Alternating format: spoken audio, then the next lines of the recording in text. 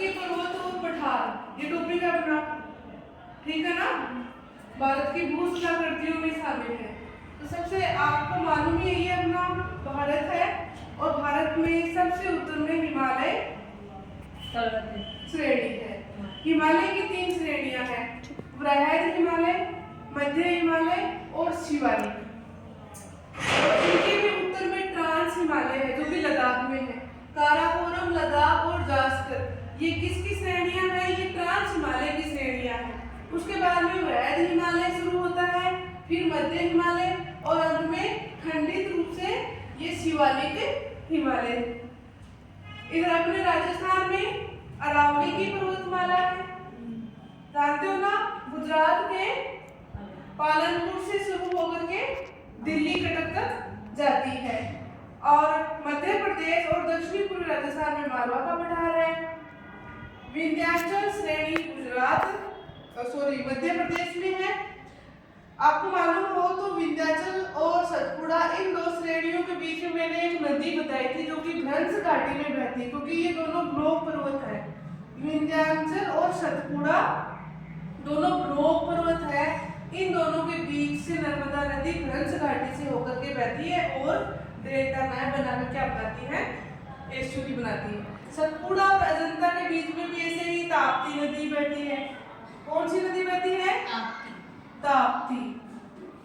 और विंध्याचल और सतपुड़ा के बीच में कौन सी नदी बहती है? नर्मदा। ठीक है ना। ये 2 नदियां ऐसी नदियां हैं जो डेल्टा ना बना करके एस्चुरी बनाती हैं और भ्रंश घाटियों में बहती हैं। विंध्याचल और सतपुड़ा और अजंता ये क्या है? ब्लॉक पर्वत है। ब्लॉक पर्वतों के बीच में भ्रंश घाटियां होती हैं। तो ये 2 नदियां भ्रंश घाटियों में बह करके अरब सागर में गिर जाती हैं। तो इस तरीके से विंध्याचल पर्वत श्रेणी, सतपुड़ा श्रेणी और अजंता श्रेणी। अजंता श्रेणी महाराष्ट्र में है। नीलगिरी ये केरल, कर्नाटक और तमिलनाडु, इन तीनों की सीमाओं के मध्य स्थित है। नीलगिरी की जो पहाड़ियां हैं वो केरल, इधर कर्नाटक और इधर तमिलनाडु, इन तीनों की सीमाओं के मध्य में स्थित है नीलगिरी की पहाड़ी। और ये पूर्वी घाट और पश्चिमी घाट दोनों के संगम स्थल पे है।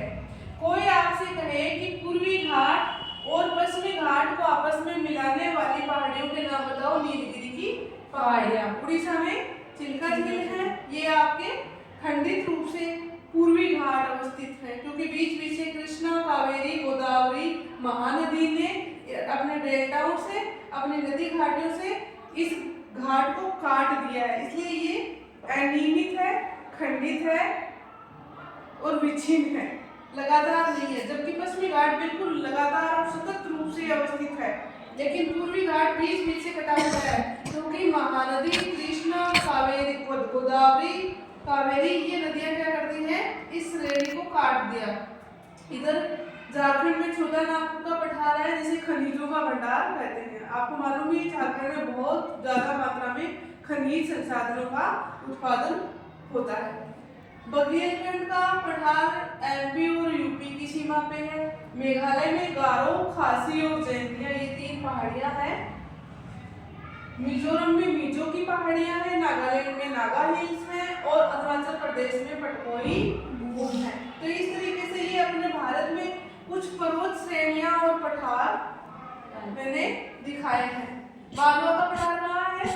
मध्य प्रदेश और दक्षिणी पूर्वी राजस्थान में। ठीक है, तो छोटा सा टॉपिक था अपना